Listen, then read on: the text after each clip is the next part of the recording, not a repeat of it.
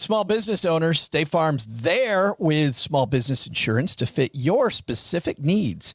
Whether you're starting a new venture or growing an existing one, State Farm helps you choose the right coverage to protect what matters most.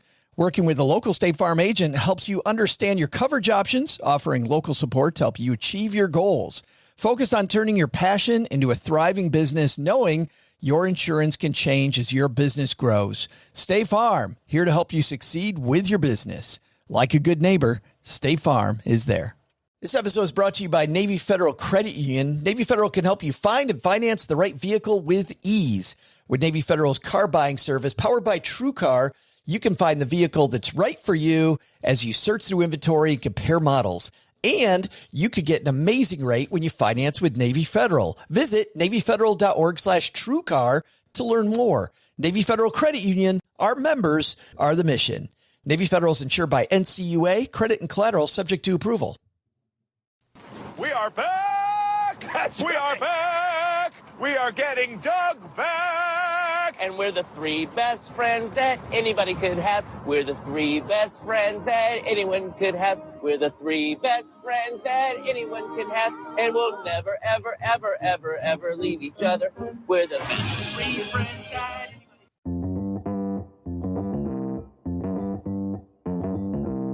Live from Joe's mom's basement, it's the Stacking Benjamin Show.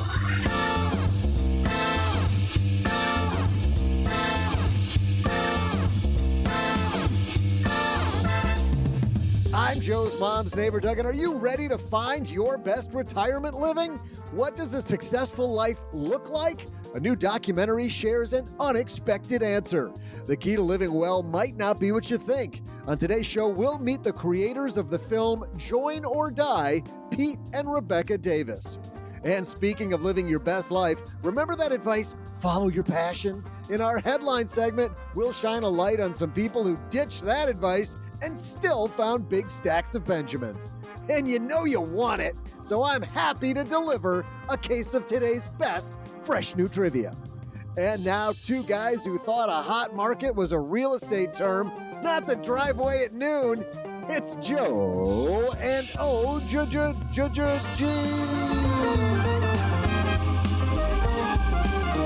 That's what it's turning into.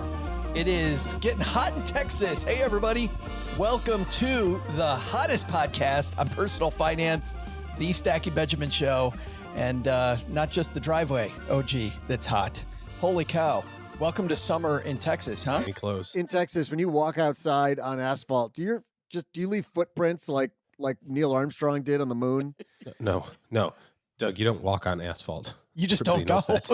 We have no idea because you don't do it. For. It's like the floor is lava everywhere in Texas. Everywhere is. If you see concrete or you see asphalt, you just don't go there. Yeah, you know what? We also don't want it to be awkward down here if it's getting hot in here because Pete and Rebecca Davis are here.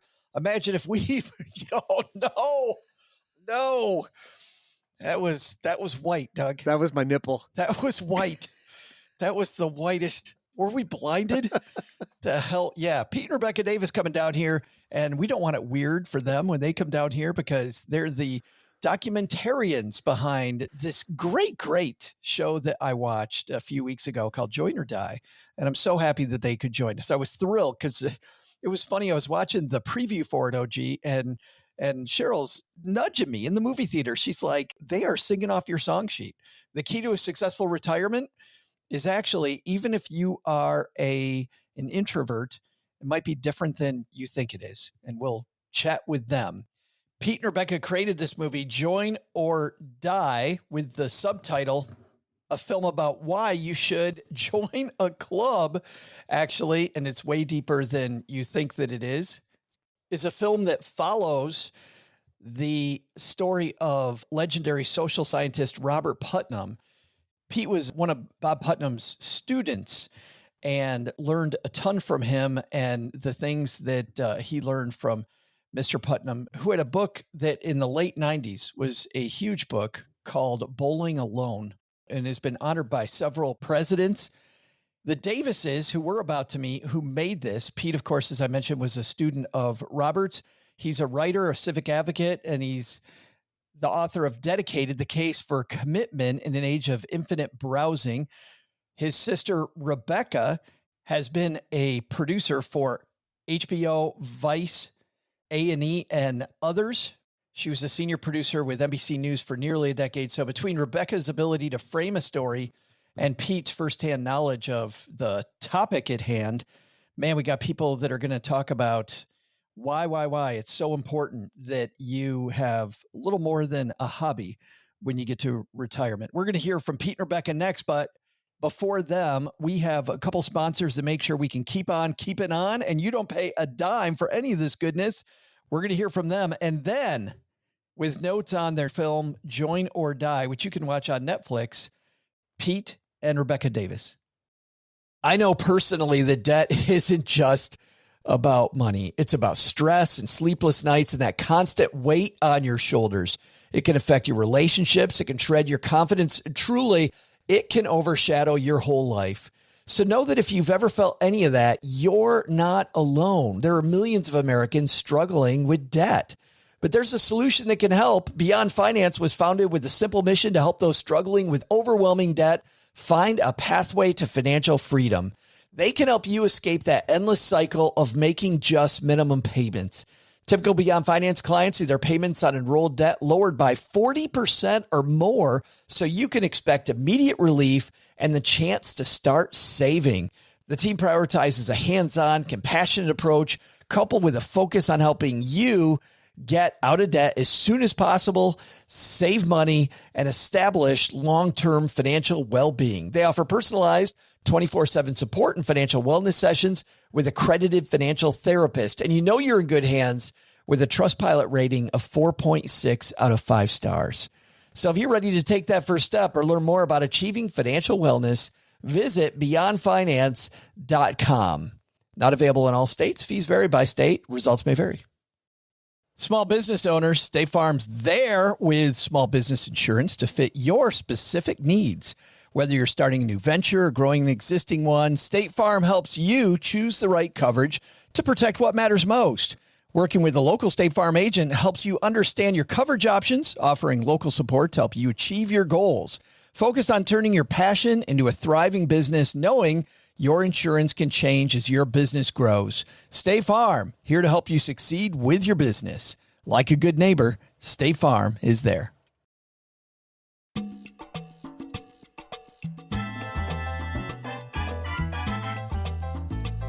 And I'm super happy they're here with me today. Pete and Rebecca Davis are here. How are you two?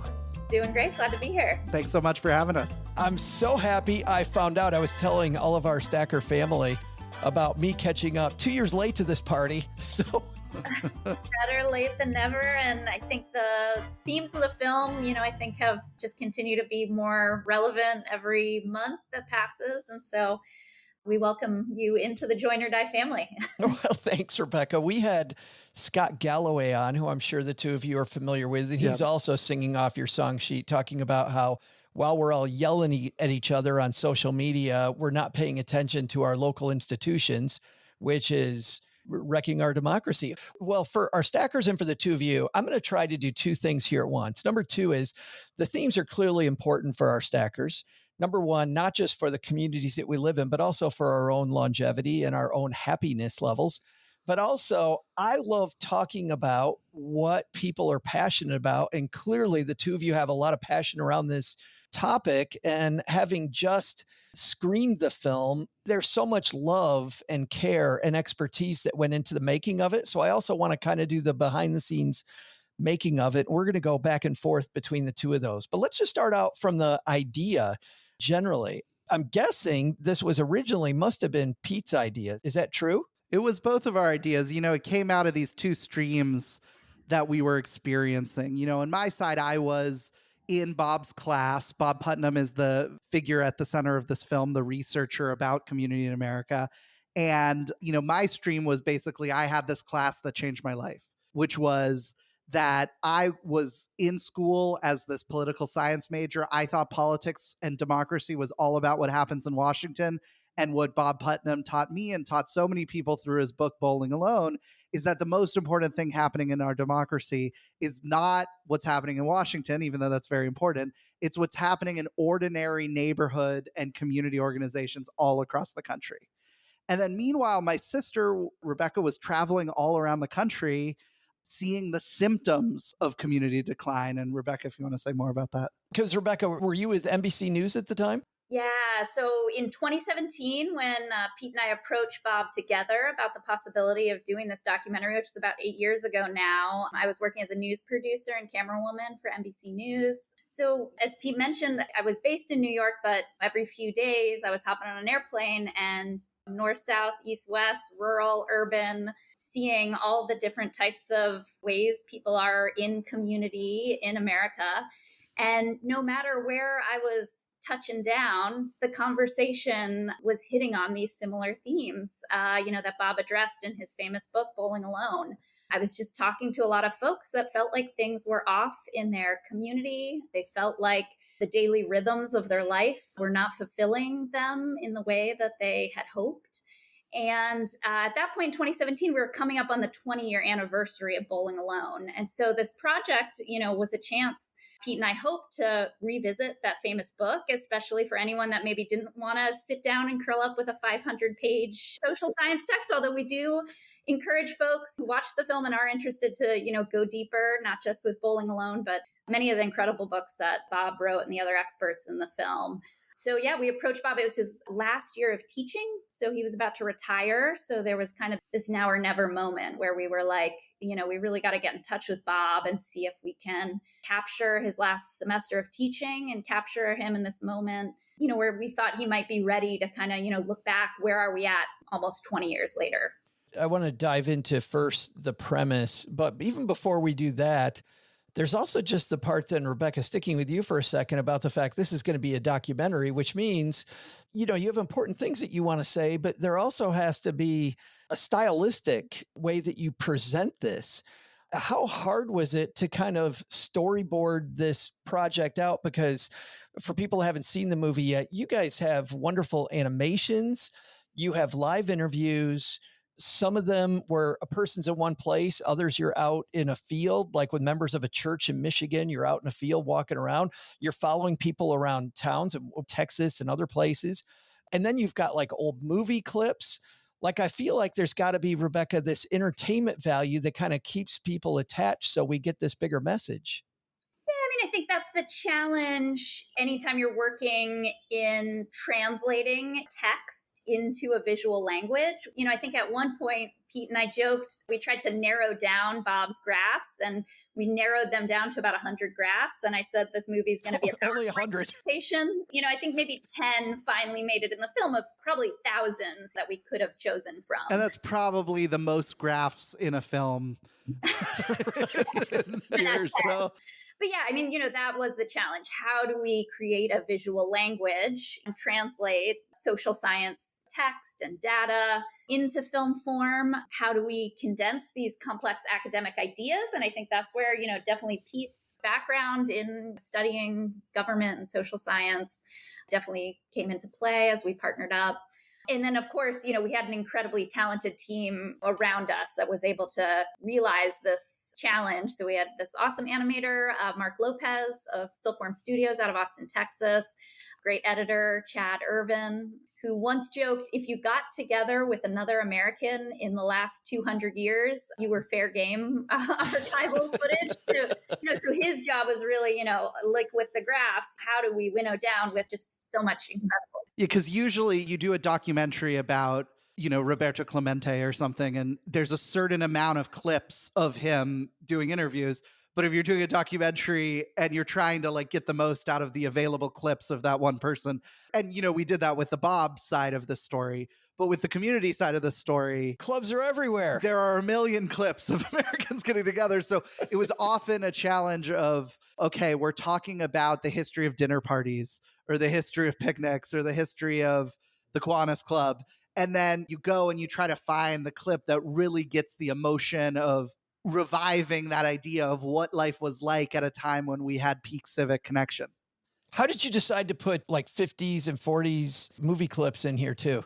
I mean, that one I think we have to give credit to our editor, Chad Irvin, both to him and to Mark Lopez. You know, we told them, like, get weird. We want to have fun with this film, even while we're making our way through some very serious material. Let's dive into that serious material. You decide to start with that group in Waxahachie, Texas, that I was talking about before, the Oddfellows Club. Pete, can you explain a little bit about the Oddfellows? Yeah, you know, in American history, it used to be very normal to be part of a large federated fraternal organization. What a federated organization means is it's an organization that has local chapters, state chapters, national chapters. What a fraternal organization means is it's mostly just about getting together and connecting with each other. And the most famous in world history is the Masons. We have all these. There's the animal clubs, the Elks, the Lions, the Kiwanis, the Rotary. Rotary is more of a service club in Kiwanis, but Elks, Lions, Moose. All the animals. And the Oddfellows were the second huge mass membership org in the United States after the Masons. And the reason we wanted to focus on this one chapter in Waxahachie is we wanted to find a chapter of a mass membership fraternal organization that was turning around the decline trends. Because the biggest problem with federated fraternal organizations is they're graying. Not a lot of young people joining, less people in each of them. This is what Bob studied in his work. That's what the bowling alone phenomenon is. And we wanted an example of someone turning it around. And so that's why we found this group. We had heard from someone that all the Oddfellows around the country knew about Waxa80, which had turned things around. And so we wanted to focus on them. And we specifically wanted to start the film with them because we wanted to show people how deep these groups had gotten into people's lives. And so we wanted to start with one person sharing how deep their relationship with their club was. Deep to the level that they had tattoos running down their arm of their club logo. And they had a whole building that was devoted to their club. We wanted to enchant people with the idea of, don't you want this? This is amazing. So that was how we started with the Oddfellows. As a viewer, I found him to be a quirky individual. You start off with him looking through like a peephole, like it's a secret organization, and you know, almost like I'm going to a speakeasy when I'm going in. And so I think it's kind of weird and wonderful, especially to your point, Pete, as he's going through, you know, showing his tattoos. But then it's funny, one of the last things he says really widens it, because I'm like, okay, being in a club's a little weird because this guy is a little wonderfully weird. But then he said, I'm not really a joiner. And ever since my brother died 20 years ago, I just felt this need for community. And I really feel like, Rebecca, all of us have felt that, I think, more and more, even though we're connected more and more. Yeah. What I hear in what you're saying too, this weirdness is more like they've built a culture inside our culture. And so it would be similar to encountering, you know, you go travel somewhere and you talk to someone else and they have a whole other language, identity, traditions. And you might say, oh, that culture is a little strange. I'm not familiar with it. And I think that is the aspect that made these federated societies that Pete was just speaking to such a deep part of people's life, because it was not just I'm ticking the box to go do my volunteer work and put this line on my resume. They were fully building a new culture of membership, and culture gets at the core of what it means to be human. And I think for our groups that want to start kind of rebuilding, looking at what type of culture are you building around your community? I mean, even, you know, we see that around podcasts. You start to kind of have your own little words that you use, little songs that you sing. And all of that is important and adds to meaning. Pete, in one piece, to Rebecca's point, you go on the road, you're speaking with a union organizer, and she's talking about how in many cases, these people have nothing in common besides the fact that a boss picked them all. And yet, Pete, this shared culture really does something that helps us with democracy. How does a club help us with democracy? Yeah, there's so many aspects to this. So one is that you learn the skills of democracy at a club. So you learn how to give a speech, you learn how to run a meeting, you learn how to get people to show up, you learn how to come to a decision together. That's one aspect. And how to disagree, importantly. Yes, and that's a huge part of it. You learn how to have fights and resolve them. That is interesting because late in that film, because I thought this was really important, was because we don't join clubs as much, now we just show up and yell at each other.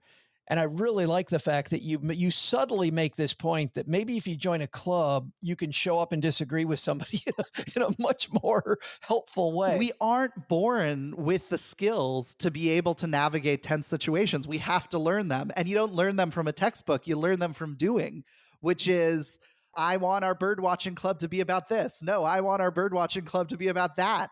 And then you have to figure it out. And maybe figuring it out is calmly creating two branches of the birdwatching club. Maybe figuring it out is figuring out a compromise. Whatever it is, it's muscles that you build up. And then the second aspect of this. Hold on. Before you get to the second aspect, I just have to say, I can't believe you talked about bird watching clubs because just a quick aside, I went on a bird watching tour one time on a boat around the Channel Islands. Yes. And Cheryl and I thought this was going to be a low key thing. Pete, they had to get everybody around in a circle and they had to say, okay, we have 3 experts with walkie talkies. And when they see a bird, everybody's going to get a chance. And I'm like, okay, well, that's fine. This is bird watching. And you know what they said, Pete? They literally said, this can't be like last time. Well, that exactly is a moment of cultivation, a moment when culture is created. Because what creates a culture? A culture is a set of experiences that you learn a new response to. Right. So, remember that time that everything went to heck. Because of the birds. We all wanted the birds. Now we have this practice that we all understand together. And slowly over time, all of those practices equals people really knowing how to do something together. So that's one aspect of it. You individually learn how to do something and you collectively learn how to do something. And while you're doing it, here's the final aspect that helps with democracy. You get connected with people who are different than you and form new identities about the ways that you are the same. So in all the groups that we feature in this movie, there's a bowling league. There are rich people and low-income people in that bowling league, but they're connecting right now over bowling and having a cross-class interaction. There's a gig workers advocacy group. There are people from all different races, religions, and politics, but they're all working together on fighting for better safety and higher wages for gig workers. What you do is you come into contact through clubs of people who are different than you, learn that they're real, learn about what you might have misunderstood and build understanding amongst each other. And the next time that you're back with people that are similar to you and someone says, oh, I hate all those people over there who are like that, you can say, actually, I know Gary from church, or I know Gary from the birdwatching club, or I know him from the union or the party or whatever, or the neighborhood block party that we were at. And actually, not everyone's like that. You don't know all the nuances of this, that type of stuff. And this shows up in social science studies. Those little connections are the stuff that together form our social fabric that makes everything work better in our society. I love a point that you make, that the ability to be upwardly mobile. They talk about you are the 5 people that you're around. In some neighborhoods, you have no ability to be around these 5 people that might change your life. And being in a club can really make that happen. I want to do some definition time here for a second. But first, I want to take this from a clip in the film that I'd like to play. On this program, obviously, we talk a lot about building capital, about stacking Benjamins, right? About building money and diversifying a portfolio. But you talk about another type of capital. And here is Dr. Robert Putnam talking about these 2 different types of capital. I mean, the core idea of social capital is so simple. I'm almost embarrassed to say it sometimes. It is that social networks have value. Physical capital is simply some tool, like a screwdriver. And so you invest in buying screwdrivers, and you can repair more bicycles more quickly. Now, economists invented the term human capital to refer to training and education. So just as you could invest in a screwdriver and repair more bicycles more quickly, you could go to auto mechanic school and learn a lot, and that education would make you more productive. Social capital simply says, The same you, with the same tools and the same training, can get more done if you work in an organization or you live in a community where there are productive connections with other people. And everybody high fives each other. By the way, congratulations to your editors again, Rebecca, on the sound clips. Everybody could hear the sound clips in that piece, like just keeping us awake as you're explaining this. Yeah, totally. And, Bob likes to joke about that clip in this context of, social capital that you just played. It's the one type of capital when you spend it, it actually grows. So unlike, when dollars are flying out of our account and, and we're buying stuff, when we're spending our social capital, building those connections in our community, we're putting more money in the social capital and it's increasing. And what that looks like practically from our lived experience in the world is it means if I lose my job, I've got 5 people that I can call up and say, hey, are you hiring down at your shop down the street, instead of trying to just send a resume out to the internet. And, we all know one of those experiences is a lot easier to navigate than the other when you got friends looking out for you who have your back. Bob's work, Pete, is all built on this fact that we used to join bowling leagues. Now we don't join the way that we used to. What's a reason for that we've stopped joining things, do you think? Is it social media? What's so interesting in Bob's findings is that he wrote the book Bowling Alone in 2000. So that's before the iPhone, that's before Facebook, that's before Instagram. He wrote the article that became the book in 1995, where hardly anyone even had email. So these declines have been happening since the 60s. They were definitely accelerated by our hyper digitalization of the last 20 years. It has only gotten worse since he wrote the book. The book did not succeed yet in turning the trends around, but maybe in this coming decade we can. But things started going down mid-century. There is not one culprit we can point to. There's some things he found on maybe television was part of the story. We know that people still watch 5 hours of TV a day. That's time not spent not going to a Rotary Club meeting. We know there was something generational about this, which is the people who were joiners 50 years ago, if they're still alive, they're still joiners. So it didn't happen over the course of a lifetime. They just didn't pass joining habits onto their kids. And each successive generation is less and less of a joiner. But we know it started way before the internet, and it might have contributed to the fact that the internet accelerated it, because we designed an internet for the most part, we designed social media that was not necessarily about joining up in person, because we already had a individualist culture by the time most of these apps were created. And this gets into a really important thing, which is the way we design our spaces affects how many relationships we're building with them. So for example, we have all this information right now about everything all around the world, but it's still really hard to find out which clubs are in your town to join. Yes. It's easier to get some giant opinion out to someone halfway across the world than it is to meet your neighbor. And so we are always promoting, we need to build civic, localized technology. It's not technology good or technology bad. We need to use these tools to promote this ideal of local community and connection. It's so amazing. I belong to a group here in Texarkana that builds walking trails, and another group called Leadership Texarkana, which brings local leaders together. And it was amazing. A few years ago, they realized that the only people that were reviewing our restaurants in town were outsiders as they came down I-30.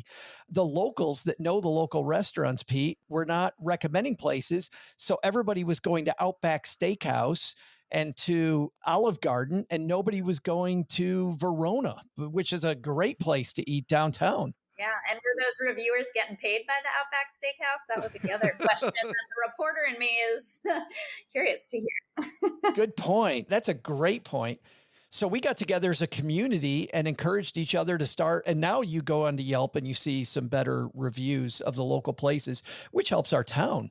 But I feel like that makes us think, that we want to skip to the chase and go to national stuff because the local stuff is so boring. And yet, Rebecca, when you're talking to these people at this wonderful church in Michigan, everything's happening in this field, not on a national level. Totally. I mean, how many times do you hear people say, you got to come to my town. We've got this great Starbucks. You know, and the other thing I also say to people is that Starbucks letting you host a gallery show of a local artist? Is it letting you put up a poster for your club meeting on a community poster board?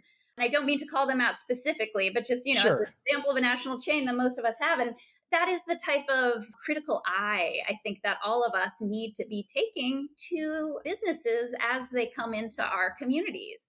And if they are not serving that dual purpose of providing whatever service they're providing to the community, as far as, the food they're offering or other service, but are they also adding to the community in some way? Are they putting their name on the back of the Little League t-shirts and making sure the Little League field is maintained? If they aren't, we as citizens of those communities need to say, maybe this might not be a great home for you.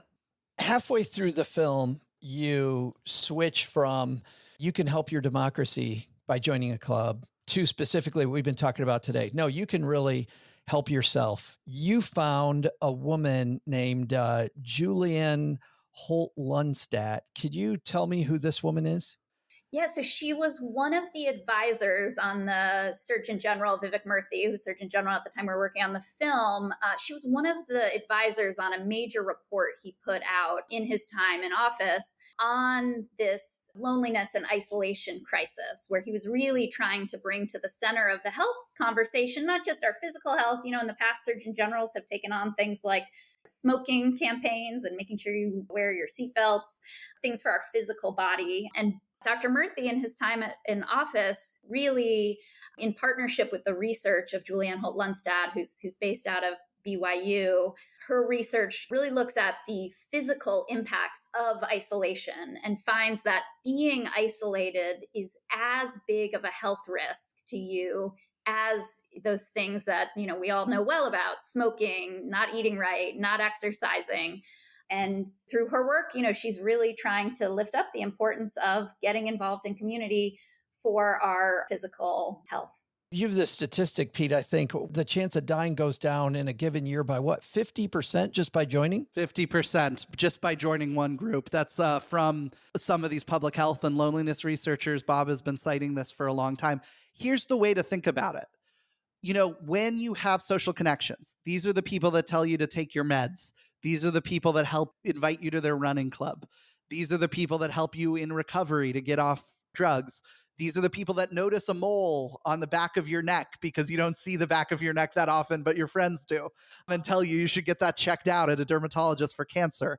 Also, we know we're starting to see that cortisol levels go down. And if you want to get evolutionary Evo bio about this, we know that as we evolved as humans, we evolved in community. And so people are starting to understand that actually it's not that our default state is isolated and community is a nice to have. Our default state is in community. And when we are away from it, our body senses that something is lacking.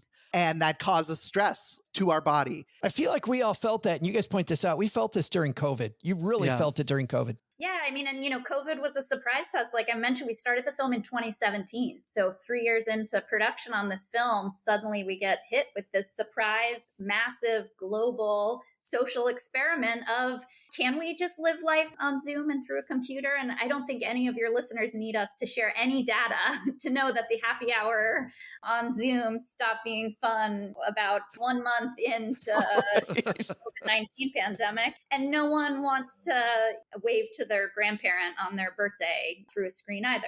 You've got a video of everybody saying happy birthday to Bob online, which is so depressing. We weren't able to film during the pandemic. Bob's on the older side, and so we didn't want to have any risk for him. And we sent him a camera and said, record some of your pandemic life during this period. So Rosemary Putnam deserves a crew credit in that one for a year of camera work on this project. I can't imagine that. I'll save that for episode number 2, where we talk about how that affected your schedule. I can't imagine. Like, oh my God, you get halfway through the project and that hits. Yeah. But I think it's brought that conversation that much more to the forefront of people's hearts. So as we're touring the film around, people are really ready to have this conversation and to figure out what we want our world to look like, in these years ahead. I love the doubt halfway through the film that, did we get it all wrong? And then talking about, well, maybe parts are wrong, but I think we got it mostly right. I thought that was exciting. But then the fact that we don't have to reinvent the wheel, and I'm not going to even really talk about that. But the cool thing is that we've been here before, and you do a great job of pointing it out. You don't have to do anything new. We truly just go back to where we were before. You know, there's all these nuances. You could make a film about community plus blank, community in schools, community in hospitals, community in business, all of the stuff. But it really comes down to a simple thing. And we said, just join something. And if you're looking for something to create, we're really into this idea of just do what you love together. Just ask yourself the question, what are you doing alone that you could be doing together? Are you celebrating alone? You could be celebrating together. Are you dealing with neighborhood problems alone? You could deal with neighborhood problems and come up with neighborhood ideas together. We're all sitting at home alone watching streaming services. Hopefully you're watching Join or Die on Netflix.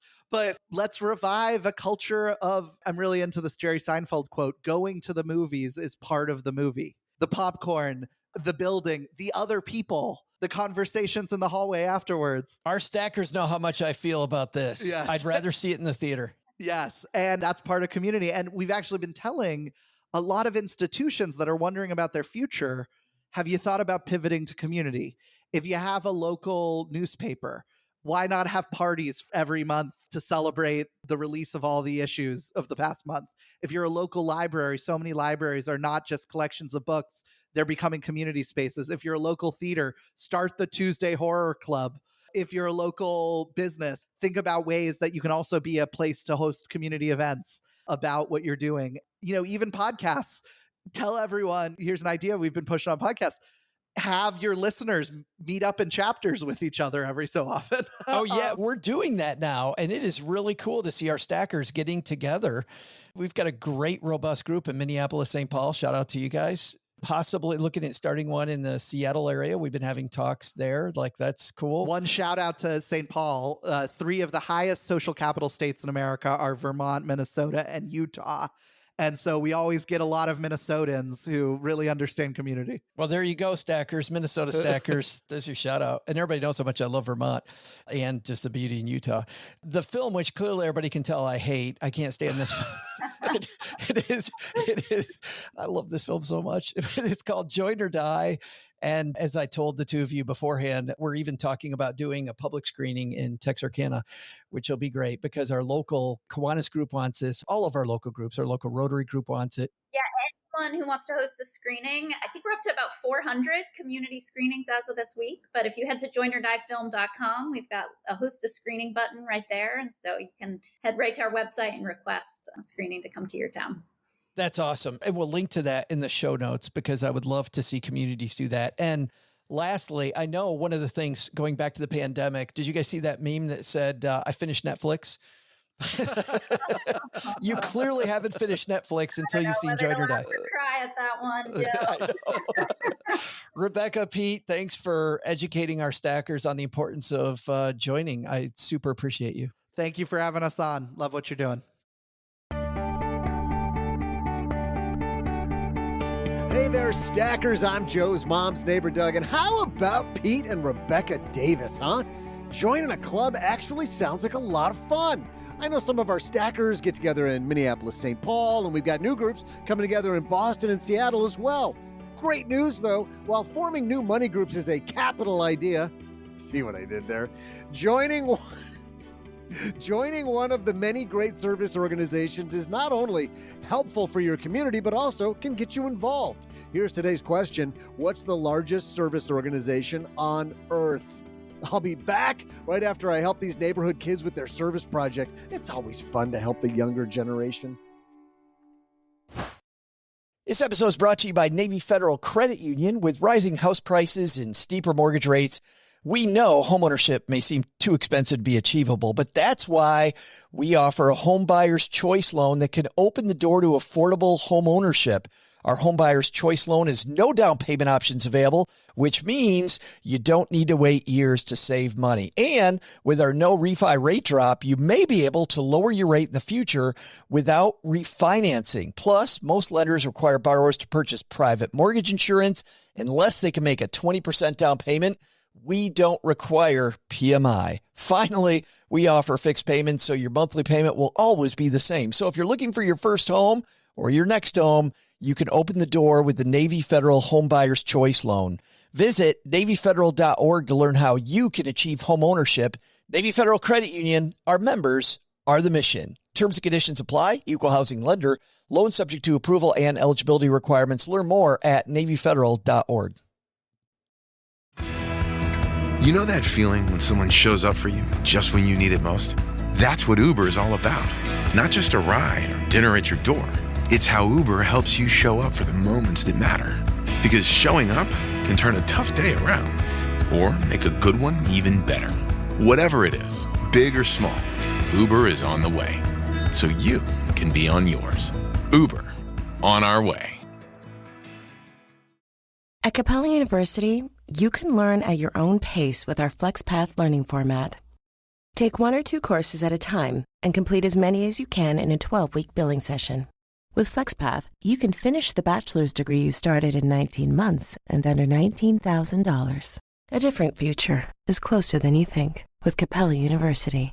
Learn more at capella.edu.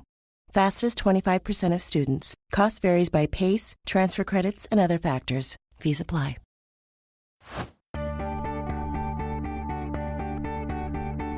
Hey there, stackers. I'm neighborhood helper guy and man always lending a hand or a foot if you weren't nice to your elders, Joe's mom's neighbor Doug.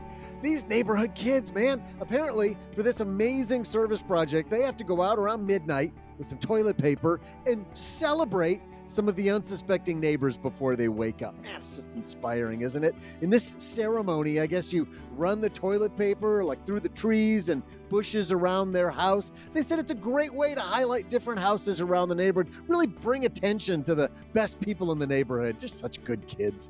While these guys are forming their own service organization, there are many that already exist, like the Rotary and Kiwanis. Today, I asked the question, though, what service organization is the largest one on Earth? The answer? The Lions Club. And now, here come 2 guys ready to growl into the microphones, Joe and OG. Growl? Do lions growl? Roar. I think they roar. They roar? They roar. Rower? Is that how you Yeah, but it pronounce sounds roar? sometimes, especially when OG's grumpy, it sounds like he's growling into the microphone. I want to shine a light on some of the things here, OG, that Pete and Rebecca talked about. 50% less chance of dying this year if you belong to an affinity group than if you don't.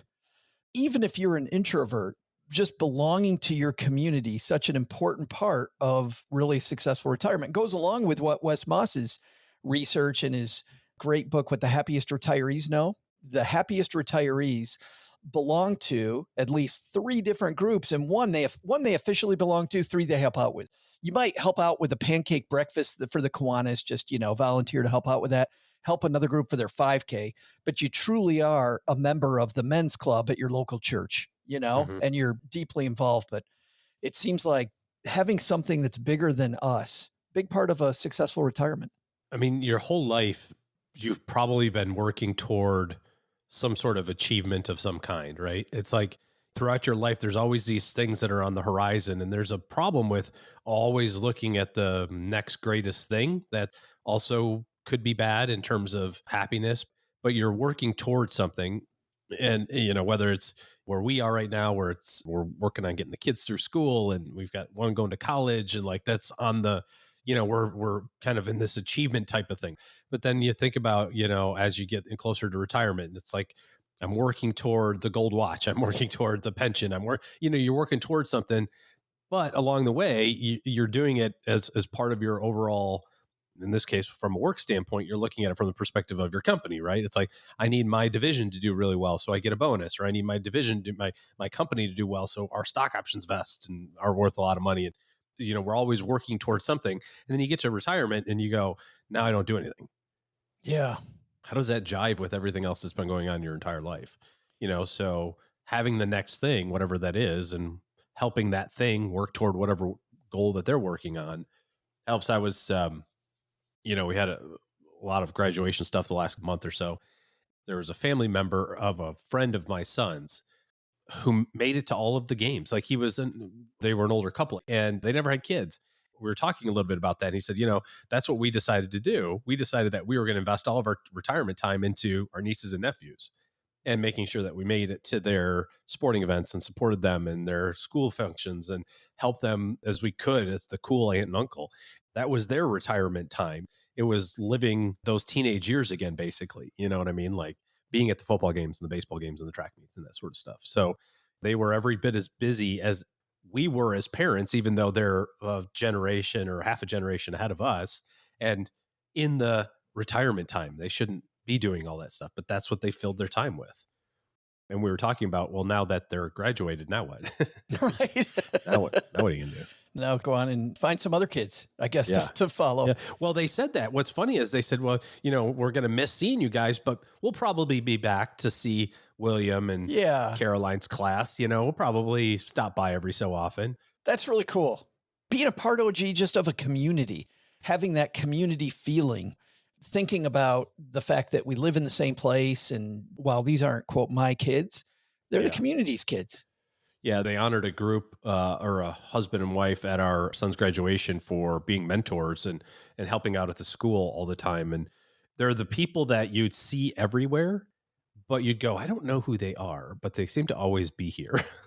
I don't know who they belong to. Well, I didn't know the story. I mean, they had kids at the school for 25 years in one way, shape, or form, but they were all gone. And it's been 7 years since their last kid was done, but they still are there all the time. Wow. And so they've gone all the way through kindergarten through 12th grade, multiple times with multiple kids and doing all the kindergarten stuff and all the first grade stuff and so on and so forth. And now they're still there doing all the volunteering, and they honored them with a special award at graduation for being mentors for all the kids, even though they don't have kids anymore. Which is funny because it's phenomenal and you should honor those people, but that has nothing at all to do with why they did it. That's exactly what he said. He was like, let's bring Mr. and Mrs. Smith up here. And they give him a big thing. And he's like, look, this isn't about me. This is about the graduates today. So let's just move on with the program. Yeah. And everybody's like, yeah, good job. We're all here to get through this together, buddy. Thanks for getting off the stage. That's fabulous. He knew it wasn't about We just it. honored people that know a little bit of my story, know that I work on this nonprofit group in Texarkana that helps build walking trails. Our city early this year recognized the founders of this group, John and Julie Ray Harrison. And when John and Julie Ray got up at the city council meeting to accept their award, all they wanted to talk about was, okay, this is nice, but we need to build more trails. Here's what we need. These trails don't help them. I mean, per se, right? There's no profit motive. There is nothing that they stand to gain business-wise. And they wouldn't even really look at the honor. Oh, yeah, that's nice that you did this, but let's use this as a platform to maybe, hopefully, the newspaper's going to talk about this event and we can build even more trails. It was really wild. But you think about this, this idea of the biggest accomplishments that you remember, not all of them, but many of them. I remember one time a group of us, OG, were going to volunteer at a homeless shelter. We were going to serve food. And I was like, yeah, I don't want to do that. No, a hard pass. Like, I did not want to do that. And for some reason, I went.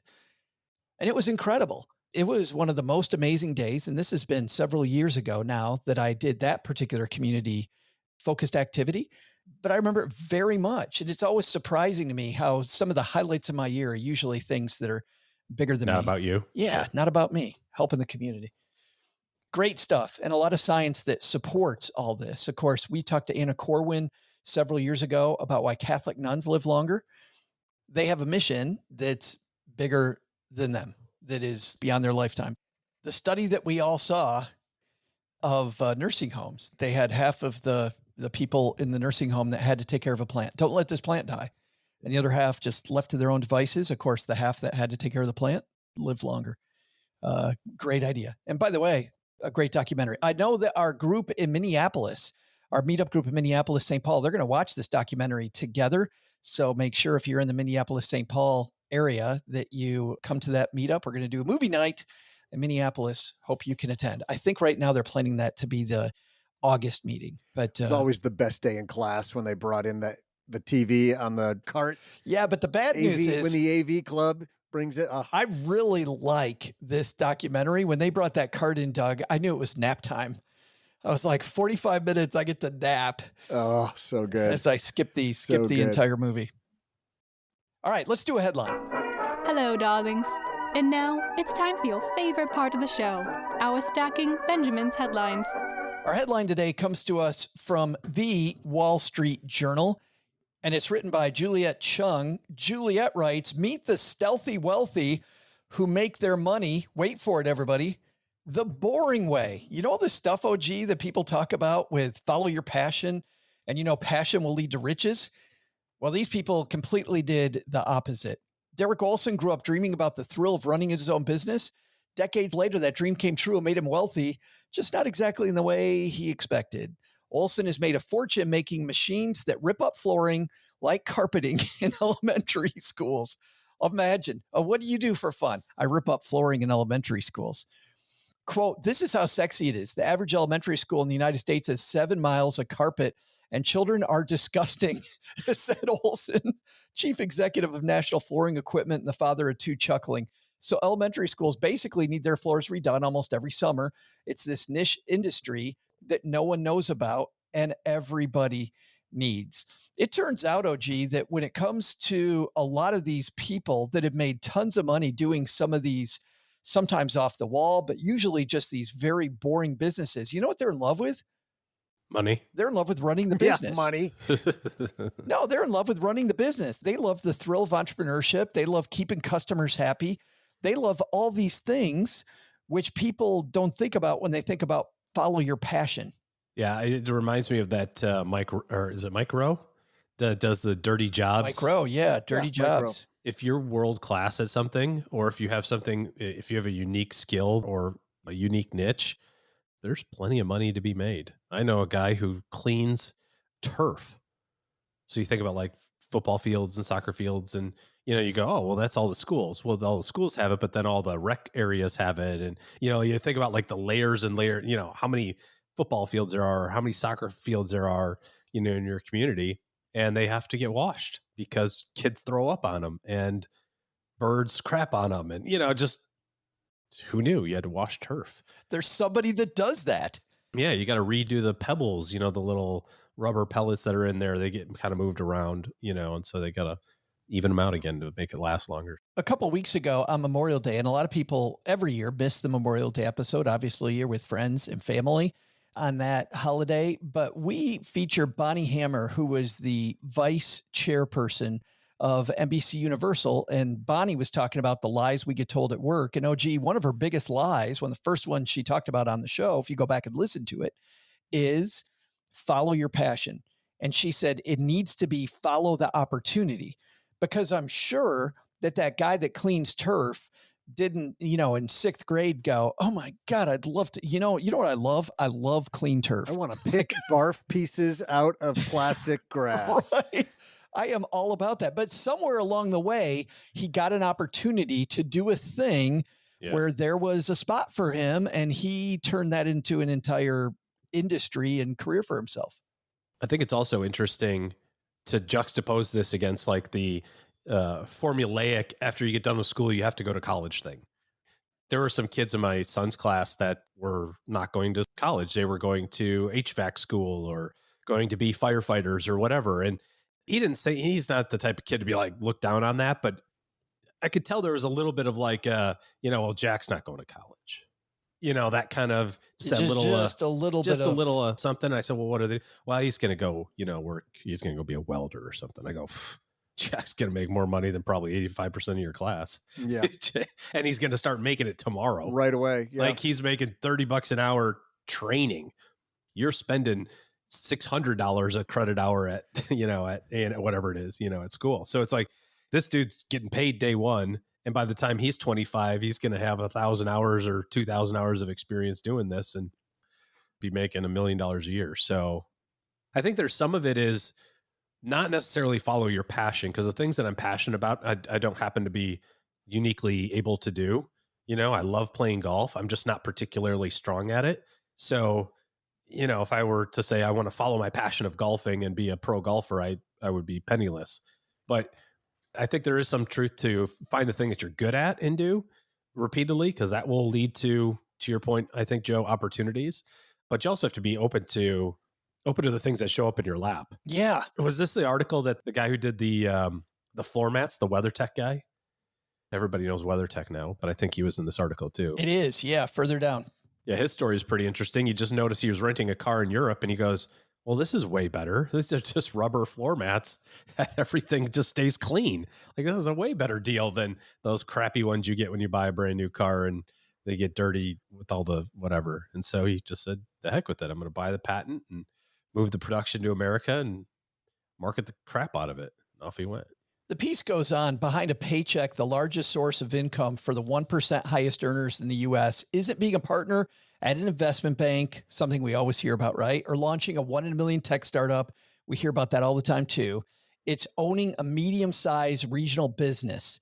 Many of them are distinctly boring and extremely lucrative, like auto dealerships, beverage distributors, grocery stores, dental practices, and law firms, according to Zidar and Zwick, two of the people they talked about before. Their analysis of tax data from 2000 to 2022 suggests the importance of such business ownership to the U.S. economy has grown. The share of income that ownership generates has increased to 34.9% in 2022 from 30.3% in 2014 for the top 1%. So more and more people, OG, that are in the top 1% or even the top 0.1% of earners are there because they own businesses. That's a big number. In fact, for people watching the video of this, they'll see the graph. I'm going to explain to everybody else what we got here. For people that are in the top 90 to 95%, wages are how most of those people made money. You get to top 95 to 99%, wages come down, and here comes business. It's when you get to the top 1%, they begin to come closer. 50% of the people report that wages got them there. 35% report businesses got them there. And then the 0.01 business ownership is the way to go. So there's owning these small businesses, OG, can be a real boon. Yeah. Owning medium-sized regional businesses. Yeah. Yeah. Wouldn't we all love to do that? I mean, we're obviously very pro entrepreneurship and pro small business on the Stacking Benjamin show, but I think it's a huge disservice to use that old trope about, find something you love to do and you'll never work a day in your life. Because honestly, what most of us love to do is not something that is incredibly valuable to other people. When I was that age, I thought I was going to be a writer. I have a degree in technical writing, but I really thought I was going to be a creative writer at the time. And it was something I loved doing. And the path to being incredibly successful in that arena is so narrow and so twisty and almost impossible to get really good at. And had I tried to do that, I would have missed out on the greatest joys of my life with my family. That's why I love, great points, Doug. That's why I love this piece. And I absolutely loved Bonnie's advice of follow the opportunity. I mean, I loved her story. As I mentioned, people should go back and listen to it, but she thought she was going to be a photographer. And then she figured out that was not only, oh God, incredibly boring. When's the last time you paid for a photo? Commercial photography where she's setting up these shots that are just all very generic and doing the same crap over and over. She didn't like it at all. And it wasn't what she thought. She ended up in television instead. So she used the best of photography to really set up shots to make, shows that we watch. So she was still using her talent, but looking outside, to your point, looking outside that thing. There's still been things in your life that were creative where you got to use writing and it really worked. Yeah. You didn't have to be a quote writer to write a ton and use that skill forever. I also want to do this because you also began with, we're entrepreneurial. On this chart from this Wall Street Journal piece, it's also important to see that people that are in the top 99% of people, wages will still get you there. We're not saying you have to be an entrepreneur, right? You don't have to be, but certainly if you want to be that top 01, being an entrepreneur is the way to go. Wonderful piece in the Wall Street Journal. I'll link to it in our show notes at stackingbenjamins.com. And of course, we will reference great pieces like this that we find out on the internet. We always try to curate the best stuff, the best of the best that we find. Kevin Bailey is just amazing at parsing out all the goodness. Before he worked with us at Stacking Benjamins, he was at Vanguard and at TIA, two incredibly fine institutions. And now, man, he is always out there digging, and the stuff that he finds in our 201 newsletter every week to advance these conversations further, which is why we call it the 201. You can get in your email for free, stackingbenjamins.com/201. All right, we got one segment left, and we call this the back porch. And I just want to say a big thanks to people around the country that we've met. You know, this episode was so much about community. And whenever we go and we meet our community, truly, you don't create a podcast for reasons other than community. And that said, it can be a little weird when it's just guys, the three of us sitting here on the mic, just chatting with each other. And then you go to places. I was just in Boston, and that was fantastic. I was in Seattle, when I've gone to Cleveland, when we've gone around the country and talked to stackers. It's always the community, I think, that really makes this a great time. Yeah, I don't think that's why Meghan Markle did it, though. Created a podcast? Not for the community. I didn't even know Meghan Markle had a podcast. Yeah, except she got a giant freaking fat check because to start a podcast. She didn't care about a community like us. Well, then maybe I should have said us. Right. That's why people do podcasts. No, Joe. Some of them get approached. You think they might be in it for a little bit of cash? Possible. I want to go sleep with a royal just so I can. But community is definitely important to us, and having these great friendships and meeting all these different people. I got to say, I love the discussions we can have on Spotify when people talk to us there. And I also get a little frustrated on Apple because we can't. And the great thing about this community is we can decide what to do with our money whenever we want to. We talk about that all the time. We can live our lives the way we want to. Right? We don't have to chase our quote passion. We can go after the boring job if we want. This is all about choices and about really being different people. And a little frustrating to me is a couple of the reviews that we've had recently that aren't even about the podcast. It's really just judging somebody's choices about how they decided to spend their money. And for people that don't know, Paula Pan's cat has cancer. Paula's financially independent. She decided to do something I wouldn't do in a million years. I would never, ever, ever put my cat on treatments to extend my cat's life. And that's my decision. Paula's not me. Paula's not you. So I don't know. I'm always up for a good review. I'm always up for a bad review. Reviews about somebody's life choices. And then talking about our show because somebody expressed the fact that they did something with their money that's different than you. Man, I love you guys. I love our community. And I come here, and I think we all come here to just have a good time. And so I'm really sad at Apple that we can't just answer that directly. I didn't want to even really talk about that on the show, but I do think it needs to be addressed. All right. Big thanks to people who've hung out with us. Thank you so much for hanging out with us today. Thank you again to our whole community. By the way, if you are in the Twin Cities, Minneapolis, St. Paul, our meetup group is going to be living the show all over again, looking at this great work that Pete and Rebecca created. So go dive in. If you're not there, grab a bunch of friends and dive in. In fact, we're talking about, guys, bringing Pete and Rebecca to Texarkana, because friends of mine that are in Rotary and Kiwanis are like, I think we need to just bring this to our community. I just think it's amazing how Pete Davidson has turned his life around. I mean, he went from being this guy that was just off the rails, totally covered in tattoos. It finally got the tattoos removed. He's getting some great promotional deals with Taco Bell, and now he's making movies on personal finance. You're talking about Pete Davidson. That's who we've been talking about this whole time, right? I love how Doug shows up the last. Wait a minute, what? Who were those people that came down? I thought maybe he got rid of that accent that he had. Also, maybe just to make himself a little bit more approachable to Midwesterners. But I'm just really impressed. I love a thing Pete Davidson said recently. He goes, remember when I was blonde for like 15 minutes? Yeah, that was pretty funny. That was pretty good. Ability to laugh at himself, pretty damn good. All right, Doug, get us out of here, ma'am. What should we have learned on today's show? Well, Joe, first, take some advice from Pete and Rebecca Davis. Not Davidson, apparently.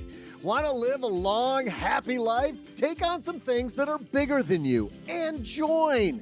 You'll find yourself living longer and happier, and it only costs marginally more than living alone. Second, follow your passion? It turns out you can be wealthy and happy without following any of that advice. But the big lesson? These neighborhood kids are so civically minded. It's so inspiring. Listen to this. Besides the wonderful toilet paper and the trees celebration, they plan to ring older people's doorbells and then dash off and hide, apparently so that these older people get reminded of the joy of just going outside, just to enjoy the fresh air. Just no reason at all. Just be outside. God, they're always thinking about the whole community and the elder people. These kids are just so great nowadays. Thanks to Pete and Rebecca Davis for joining us today. You'll find their film, Join or Die, on Netflix. Netflix! Grab a group of friends and watch it together. We'll also include links in our show notes at stackingbenjamins.com. Netflix! This show is the property of SB Podcasts, LLC, copyright 2025, and is created by Joe Saul-Sehy. Joe gets help from a few of our neighborhood friends. You'll find out about our awesome team at stackingbenjamins.com, along with the show notes and how you can find us on YouTube and all the usual social media spots. Come say hello. Oh yeah, and before I go, not only should you not take advice from these nerds, don't take advice from people you don't know. This show is for entertainment purposes only. Before making any financial decisions, speak with a real financial advisor. I'm Joe's mom's neighbor, Doug, and we'll see you next time back here at the Stacking Benjamin Show.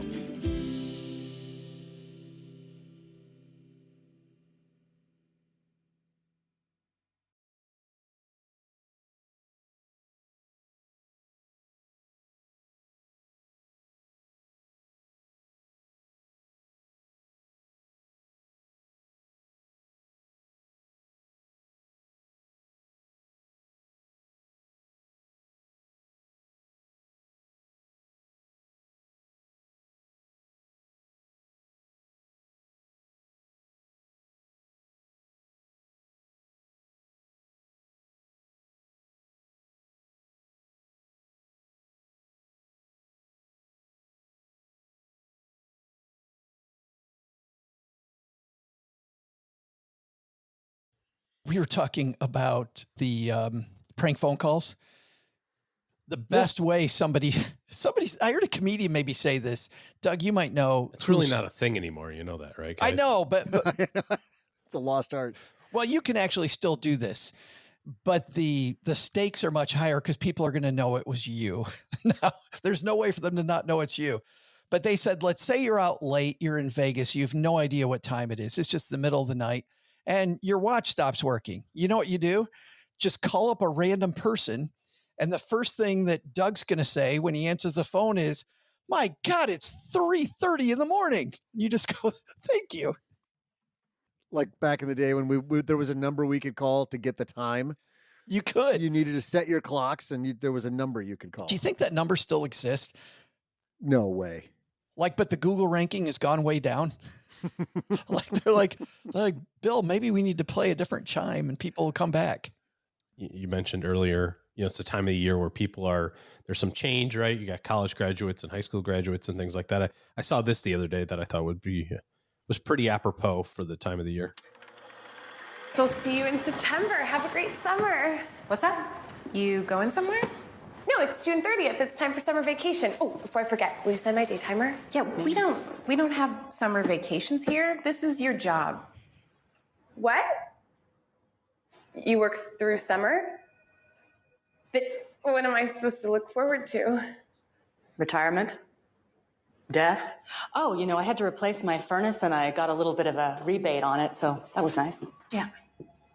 All right, well, see you Monday. See you Monday. Every Monday. What is that from? It's just a video that's it's just a young worker that's like, well, have a nice summer, everybody. Wait, what? Wait, what are you talking about? Hold on. Stay gold, pony boy.